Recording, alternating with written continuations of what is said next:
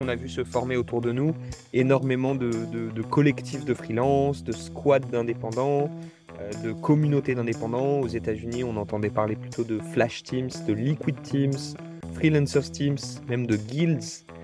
Autant de terminologie que de réalité in fine. Néanmoins, avec un dénominateur commun, hein, plus que jamais, selon nous, les indépendants ont à cœur de collaborer et travailler en équipe. Bienvenue dans On a toujours fait comme ça, le podcast des organisations qui se réinventent et de ceux qui les aident. La pérennité de nos entreprises dépend de notre capacité à prendre du recul, analyser et s'adapter rapidement. Pour autant, le confort du On a toujours fait comme ça nous semble souvent plus loyer que la remise en question. Alors pour ceux qui sont prêts à bousculer leurs habitudes, On a toujours fait comme ça partage chaque mois des portraits de dirigeants et d'experts qui, au travers de leur expérience, nous invitent à challenger nos habitudes en entreprise. On a toujours fait comme ça, c'est parti. Aujourd'hui, nous recevons Jean de Roglaudre, fondateur et CEO de Collectif.work. Bonjour Jean, merci d'être avec nous aujourd'hui. Merci beaucoup et bonjour Guillaume, bonjour à tous. Alors, justement, avant qu'on parle un petit peu de ton parcours, toi Jean, de ce qui t'a amené à créer Collective.work et ce que vous proposez, ça m'intéresserait justement qu'on revienne sur certaines tendances, peut-être un peu du freelancing. Comment c'était avant, comment c'est aujourd'hui, et peut-être ce que tu vois arriver peut-être dans les années à venir. Ouais, complètement. Et donc, c'est ce qu'on voit donc sur le freelancing, c'est qu'au cours des 10 dernières années, le travail indépendant a littéralement explosé. Et c'est une tendance qu'on pense se développer encore dans les années à venir. Et il y a 2 ans, on a commencé à voir autour de nous de plus en plus d'indépendants souhaitant collaborer, souhaitant mettre en commun leur réseau, leurs compétences et méthodologies dans le but de se positionner sur des projets, plus larges, plus ambitieux, avec plus de valeur ajoutée, tout en tirant profit d'un environnement de travail qui est plus enthousiasmant parce qu'à plusieurs, quand un des challenges de l'indépendance, c'est, la solitude à laquelle il fait face. Et c'est un peu dans ce contexte de marché qu'on a vu se former autour de nous énormément de collectifs de freelance, de squads d'indépendants, de communautés d'indépendants. Aux États-Unis, on entendait parler plutôt de flash teams, de liquid teams, freelancers teams, même de guilds. Autant de terminologie que de réalité in fine. Néanmoins, avec un dénominateur commun, hein, plus que jamais, selon nous, les indépendants ont à cœur de collaborer et travailler en équipe. Mmh. Et en fait, chemin faisant, les freelances sont en train de dessiner une nouvelle un nouveau mode d'organisation du travail qu'on a choisi d'appeler le collectif, qui n'est autre qu'une petite équipe de 2 à 6 ou 7 indépendants, qui collaborent régulièrement sur des missions. Et c'est une forme qu'on trouve tout à fait fascinante, et très prometteuse, non seulement pour les indépendants, qui arrivent à trouver une combinaison un peu inédite entre la liberté, la souplesse du freelance couplé avec la force de frappe, le niveau de professionnalisation d'une entreprise de services traditionnelle. Et puis en miroir, c'est, un peu le meilleur des 2 mondes, pour les entreprises qui arrivent à trouver une combinaison qui est compétitive parce qu'il y a pas autant de frais de structure que dans une entreprise de service, qui est pluridisciplinaire, hein, parce qu'elle va combiner des savoir-faire très spécifiques au profit d'équipes, multispécialistes. C'est des formes qui sont aussi, flexibles parce que parfaitement horizontales, décentralisées, puis des formes qui sont, transparentes et humaines parce que dans la dynamique de construction d'un collectif, les membres se choisissent entre eux et choisissent, leurs clients, ce qui crée une motivation tout à fait, symétrique.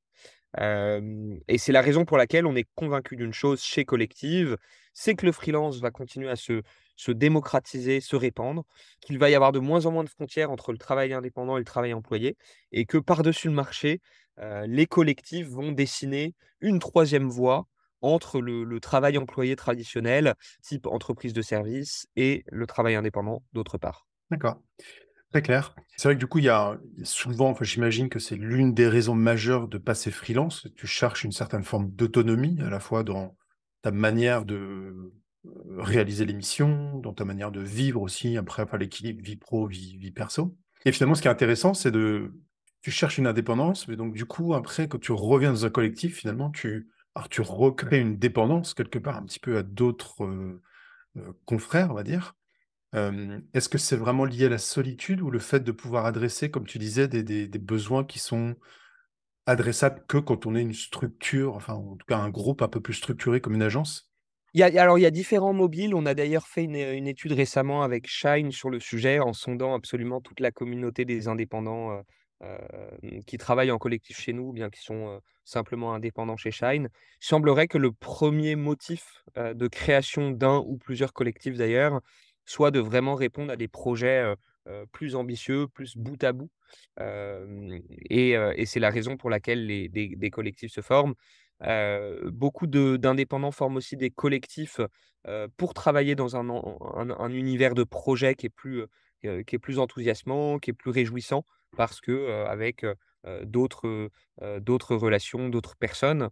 Il y a aussi la perspective de se faire former auprès d'autres gens, via de l'entraide, via du coaching, et la meilleure des choses pour ça, c'est de s'associer, c'est de s'entraider avec, d'autres personnes. Il y a une perspective aussi économique, c'est qu'en s'organisant en collectif, les indépendants peuvent, avoir accès à une typologie de projet qui était autrefois plutôt réservée à des agences, des ESN, et de fait valoriser des synergies, valoriser, des livrables. Et donc ça, c'est une perspective qui permet à des indépendants d'avoir des leviers de création de revenus, et ce sont selon moi les raisons essentielles qui poussent aujourd'hui, des milliers de freelances à créer des collectifs. Et de l'autre côté de la barrière justement, est-ce que tu penses que c'est aussi ce développement du freelancing, est-ce que c'est un signal auprès des entreprises, quelles qu'elles soient, que ce soit agences, ESN ou autres, justement que la manière de travailler dans ces entreprises-là n'est plus peut-être à jour? Ouais, tout à fait, tout à fait. Enfin, c'est du moins le retour qu'on a du terrain. Il y a de plus en plus d'entreprises, dans nos réseaux qui ont recours à de l'externalisation pour mener des projets avec un bon niveau de vélocité, avec, un bon niveau de réactivité et puis avec les bons talents qui vont en face. Et il se trouve que la formule du collectif permet de couvrir une grande myriade de besoins. Traditionnellement, le freelance, il tout seul, il est plutôt cantonné à des missions, bon, assez spécifique, assez détouré. En collectif, on peut, adresser toutes sortes de challenges beaucoup plus grands, hein, comme la création d'un site internet, d'une application de A à Z, la livraison d'un plan marketing, 360 avec, du contenu, avec du paid, avec de la communication, de l'audiovisuel et cetera. Et donc on voit, hein, de plus en plus de clients, qui transitent d'un mode, employé, agence ou freelance à un mode beaucoup plus collectif qui nous soumettent, 5 à 10 projets, par an, parce que le collectif devient une nouvelle norme dans le monde de la prestation de service. Alors aujourd'hui, c'est peut-être que les typologies de missions, qui sont demandées, qui sont réalisées à travers, collectif, c'est peut-être pas représentatif de l'ensemble de la population des freelances. Mais j'ai l'impression aussi peut-être qu'il y a quand même, en tout cas dans l'univers, digital, on va dire, une surreprésentation peut-être du freelance. Est-ce que dans d'autres, métiers ou univers, ça se développe également? Alors, il est vrai qu'on a un tropisme, assez digital. Il y a pas loin de 90 des collectifs, qui s'articulent autour de compétences produits, design, développement informatique, data, marketing, communication et consulting, économique, business. Néanmoins, on commence à avoir des collectifs, de coachs, de recruteurs, des coachs, des collectifs pardon d'architectes, designers intérieurs, paysagistes, et cetera, qui embarquent des professions, assez différentes. Et on pense que c'est le sens de l'histoire, hein, que tous les talents dans le monde du service, peu à peu seront séduits par l'indépendance, la liberté que permet le travail indépendant, et de plus en plus par la perspective, du collectif qui permet d'avoir un peu le meilleur des 2 mondes entre l'entreprise traditionnelle et le travail indépendant traditionnel. D'accord. Bah, on reviendra sur ce sujet-là un petit peu plus tard, mais je lisais aussi dans une étude, je ne sais pas si elle est très à jour, mais en tout cas, il y a 2 tiers des freelances qui ont moins de 40 ans. Du coup, est-ce que c'est vraiment de «jeune» entre guillemets d'être freelance ou, Encore une fois, nous, pour être exact, l'âge moyen de nos collectifs, se situe entre 30 et 32 ans. Il faudrait que je regarde un peu plus en détail. C'est des gens qui ont entre 8 et 10 ans d'expérience. Il y a évidemment des collectifs un peu plus juniors, J'ai même vu des collectifs de freelance n'ayant jamais, été en CDI par le passé, qui sont sortis d'école, sortis d'études et qui ont, tout de suite été freelance, et plus récemment en collectif. Néanmoins, on voit des collectifs plus seniors, hein, avec des gens, près de la retraite, voire déjà à la retraite, qui mettent à profit l'expertise qu'ils ont accumulée, sur toute leur carrière, au profit de nouveaux projets, pas toujours rémunérés d'ailleurs. Mmh. D'accord, ouais, c'est intéressant, pas toujours rémunéré. Ouais, je pensais à ça justement, peut-être, avec notamment tous les sujets autour de la retraite, c'est que demain, il y aura peut-être un certain nombre de personnes auront besoin d'un complément de retraite et peut-être que le freelancing sera aussi, beaucoup plus répandu parmi, Oui, cette tranche de la société, ouais. tout à fait, tout à fait. Mmh. OK, qu'est-ce qui toi t'a amené à développer justement, Collective? Ouais. Alors moi, du coup, peut-être pour faire un tout petit point sur, d'où je viens. Donc avant Collectif que j'ai cofondé avec 2 associés et eFounders il y a 2 ans, j'étais dans le monde du conseil en stratégie. Donc j'ai fait un peu moins de 3 ans chez McKinsey, où j'y ai côtoyé beaucoup de directions, stratégiques, direction achat, le monde du service orienté plutôt grande entreprise entre, grosses PME et boîtes du CAC 40. Puis avant ça, j'ai un parcours, école de commerce avec un master en école d'ingénieur, où j'ai tout orienté autour du monde des startups, de l'entrepreneuriat et de la tech. J'ai fait un peu de VC chez Kerala, qui est le fonds qui avait investi dans Doctolib, dans Malte notamment, qui sont des startups qui ont bien marché. Et puis j'ai même été freelance après un passage à l'école 42, au tout début d'une plateforme, qui s'appelle Crème de la Crème, qui est encore Crème de la Mmh. Crème aujourd'hui. Je les salue. Et moi, je rêvais d'entreprendre et de monter ma propre start-up. Et à la fin de mon passage chez McKinsey, j'ai fait un peu le tour des sujets qui me plaisait le plus et qui me paraissait avoir du potentiel.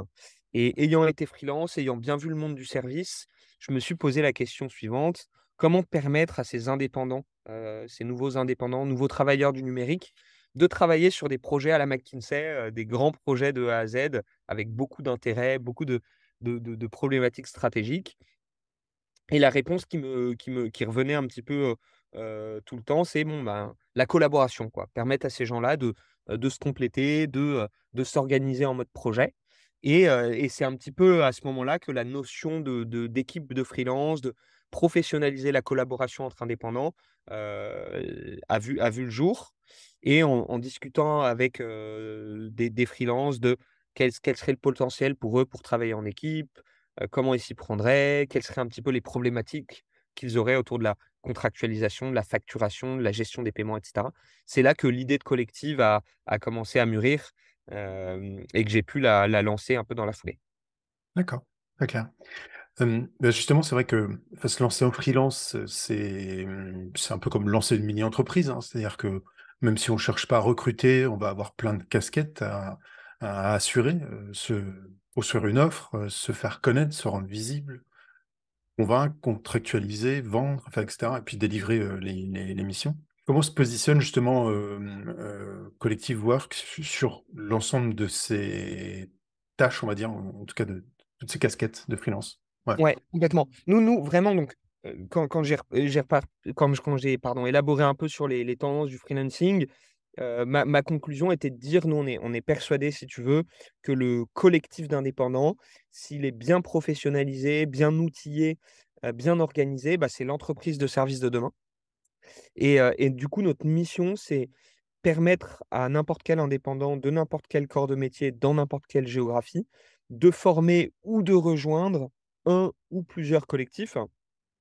Et ce que fait notre infrastructure, c'est qu'elle permet au collectif de formaliser un devis commun, de générer une facture commune, de gérer un paiement unique côté client et sa répartition entre les membres. 4, de gérer une offre commune avec une page vitrine, un petit manifeste, des études de cas, une présentation des membres, et cetera. Et donc ça, c'est toute la composante, software, SaaS, qu'utilisent, des collectifs, y compris sur leurs propres clients, sur leurs propres missions. Et on a adossé à ça, une, place de marché qui permet aujourd'hui à peu près 1 000 collectifs, soit 4 000 indépendants, de recevoir des missions. et qui permet en miroir à peu près 2000 entreprises, start-up, scale-up, PME, ETI, même quelques grands comptes, d'externaliser des projets de A à Z.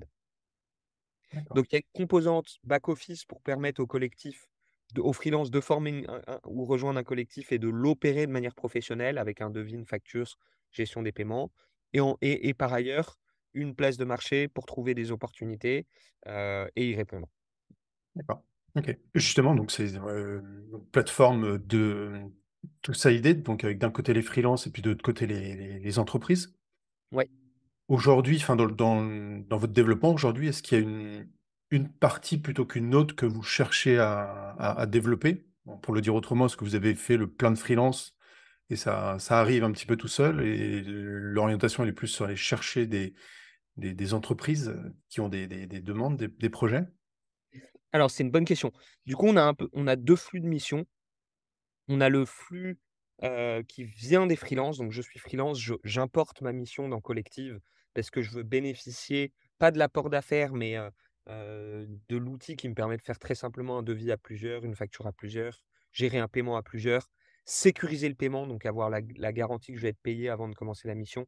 Pas mal de choses comme ça et donc ça représente 70 des missions, et c'est un flux sur lequel on prend pas de commission parce qu'on veut simplement, hem, donner vie au collectif, lui permettre de travailler dans les meilleures conditions. Et ça nous permet en plus d'avoir des bons feedbacks sur notre produit, de créer de l'usage dans le produit, de l'engagement dans le produit. Ça, c'est 70 des missions et donc manifestement sur ce flux-là, on ne cherche que des freelances parce que les freelances importent leurs missions. Sur les 30 restants, hem en fait, il y a plusieurs phases. Parfois, c'est un peu l'œuf et la poule. Parfois, c'est, les freelances, parfois, c'est les clients. Hem, il se trouve qu'en c'est un modèle où l'offre crée quand même pas mal sa propre demande. C'est parce qu'on a des collectifs qui sont bien détourés, avec une bonne offre, une bonne proposition, une bonne vitrine, et cetera, qu'on arrive à convaincre des clients beaucoup plus facilement. Donc c'est un modèle qui reste quand même assez, alimenté, par la partie, freelance et collectif, avec quelques quand même alternances dans la manière dont on fait nos campagnes. De temps en temps, on met un peu plus l'accent sur les freelances, de temps en temps, on met un peu plus l'accent sur les clients. Et là, en ce moment, on met un peu plus l'accent sur les freelances, parce qu'on a trop de missions, par rapport au nombre de collectifs. D'accord. Pour parler des sociétés justement qui font appel au collectif, c'est quel type de société en termes de taille ou de secteur peut-être, Alors, bon, la majorité, ça reste quand même des, start-up, scale-up, PME, qui doivent représenter entre 70 et 80 du flux aujourd'hui. Heu et le 20-30 restant, ça va être des ETI, donc des entreprises de taille intermédiaire que je situe entre 100 millions d'euros de chiffre d'affaires et 1 milliard d'euros de chiffre d'affaires, et des grands groupes qui confient déjà quelques projets à nos collectifs.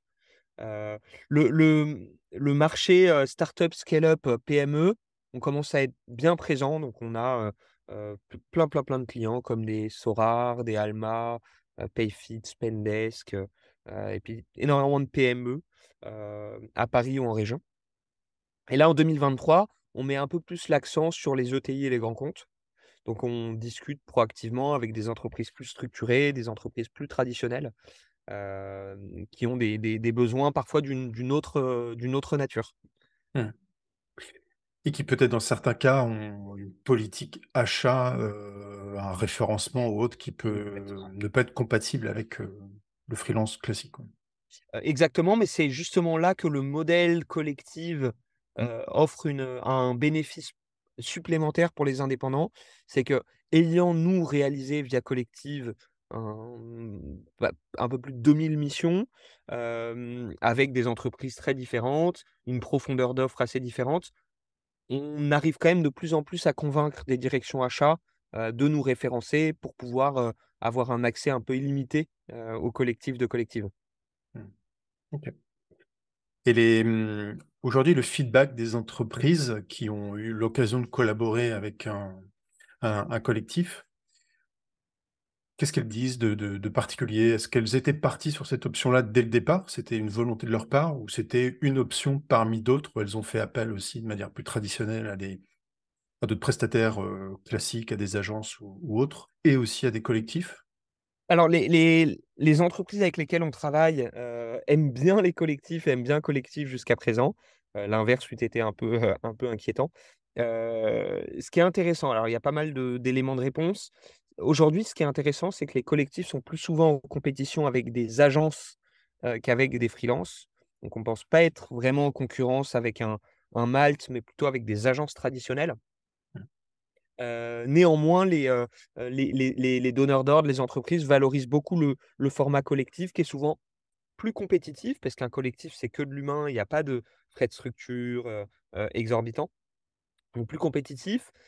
C'est aussi un modèle qui est plus transparent parce que quand on travaille avec un collectif, bah, on voit sa page vitrine, on sait directement, qui va faire quoi et cetera. Donc même dans la manière dont est construite une proposition commerciale, on sait qui vont être les membres, impliqués sur quel, livrable et cetera, à quel délai.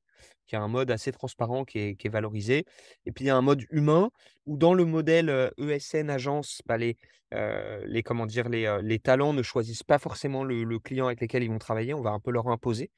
Hem, Là où les collectifs qui se positionnent chez des projets, choisissent, la mission, choisissent de se rendre dispo pour une mission. Donc ça, c'est quelque chose qui est très tangible, hein, dans la satisfaction qu'ont les clients qui s'adressent à nos collectifs. Et de surcroît, quand un client s'adresse à Collective, bah, en 48 heures, il a une shortlist de 2, 3, parfois 4 collectifs intéressés et disponibles pour réaliser la mission, avec la possibilité ensuite d'avoir 2, 3 devis, propositions commerciales pour comparer. Puis dans le meilleur des mondes, il prend les 2, 3 collectifs d'un coup. Mais donc il y a ce côté, réactif du service, avoir directement accès au bon collectif qui est intéressé, qui a les bonnes compétences et cetera, que les clients valorisent aussi, à travers Collective. Ouais. Et du coup, le matching entre une demande client et des collectifs, c'est l'équipe collective, Work qui le fait? Ou c'est proposé sur la marketplace et qui veut répond? Bah, les 2 sont possibles. Alors, soit le client va lui-même regarder les collectifs, de Collective et puis pousser des demandes aux différents collectifs, donc c'est tout à fait possible. Parfois, il veut s'épargner un petit peu ce travail-là. Du coup, il nous confie un projet et puis, en fait, nous, on a une taxonomie de compétences, qui est à l'identique entre ce que demandent les clients et ce qu'offrent les collectifs.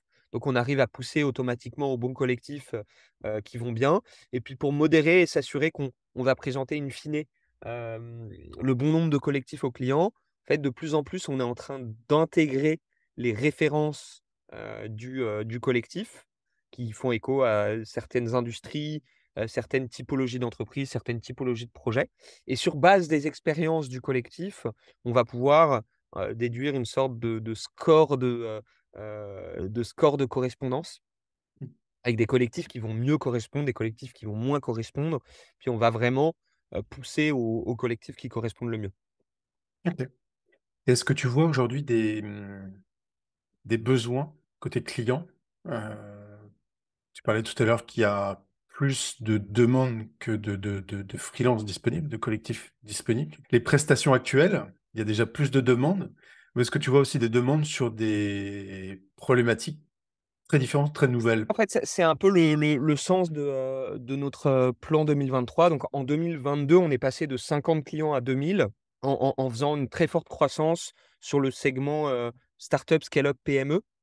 Avec des besoins très typés, marketing digital, tech, produit et design. Et en fait, depuis quelques mois, on a une prospection qui est un peu plus active sur le segment, ETI grand groupe, pardon, avec des besoins qui sont un peu nouveaux, des besoins qu'on avait moins dans nos collectifs au départ, typiquement du Power BI, du ClickSense, du Salesforce. Pas mal de logiciels, d'outils, très typés grands comptes ou ETI, qu'on n'avait pas forcément beaucoup dans nos collectifs et c'est la raison pour laquelle aujourd'hui on a une dynamique, on peut avoir un peu un décalage entre la demande et l'offre et qu'on va, chercher des nouveaux freelances, des nouveaux, indépendants désireux de collaborer sur des missions de ce type-là. Mmh. Hem, il me semble aussi qu'il y a une prime aussi à la cooptation de clients, c'est ça, je crois? Pour un freelance que recommanderait un client ou une mission, c'est ça qui apporterait une nouvelle mission à un collectif? Alors pour ça, il y a une commission d'apport d'affaires. Il y a aussi une prime de cooptation. Donc si typiquement il y a un projet qu'on n'arrive pas à à confier à un de nos collectifs, si un collectif nous recommande une autre équipe, un autre collectif, ou un autre indépendant, qui est en mesure de prendre la mission, via collectif, bah, effectivement, il y a un partage de marge, qui est fait avec ce collectif. Mmh. OK. Hem, Tu disais tout à l'heure que un certain nombre de freelances se sont lancés en tant que freelance sans avoir été, eux-mêmes salariés, après leurs études directement. Oui.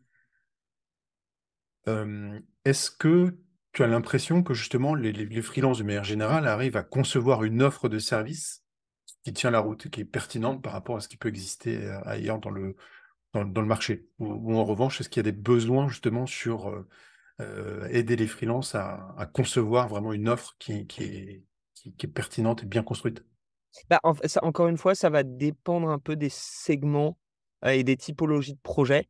Mmh. Heu, En fait, je dirais qu'il y a les projets clients qui sont déjà bien spécifiés côté entreprise, et c'est typiquement le cas dans les projets tech, et le cas échéant, c'est juste des équipes, des collectifs qui se mettent à dispo pour répondre à des projets, qui ont déjà été préalablement, spécifiés, détourés. Puis il y a des typologies de besoins. Typiquement, on retrouve ça pas mal en marketing digital, en consulting, en communication, où il y a un travail de construction d'offres, parfois d'ailleurs au pluriel, hein, où il faut construire des offres qui vont pouvoir, sensibiliser, convaincre un client qui avait pas forcément d'idées préconçues sur la manière de faire les choses. Donc je distingue un peu naturellement ces 2 typologies de projets. Ça ne veut pas dire qu'il y a pas des clients qui ont des idées bien arrêtées, sur la partie marketing, et growth, hein, au contraire. Mais il y a peut-être un travail un peu plus, important à fournir sur ces typologies de projets. Et là, évidemment, nous, on met à profit les retours d'expérience qu'on a du terrain. On propose même à des collectifs de donner un peu d'exemples, de matières, de ressources à d'autres collectifs qui débutent un peu dans le sujet. Nous, on a, notre plateforme, notre outil a digéré énormément de devis, de projets, de données, d'éléments de pricing, d'éléments juste de description d'une offre, et fort de ça, on est capable aussi de partager de l'information, du benchmark. Donc on le fait évidemment de bon ton. Et ensuite, on met à profit tous les feedbacks qu'ont, les clients, auprès de nos collectifs, dans l'optique de leur donner des axes d'amélioration.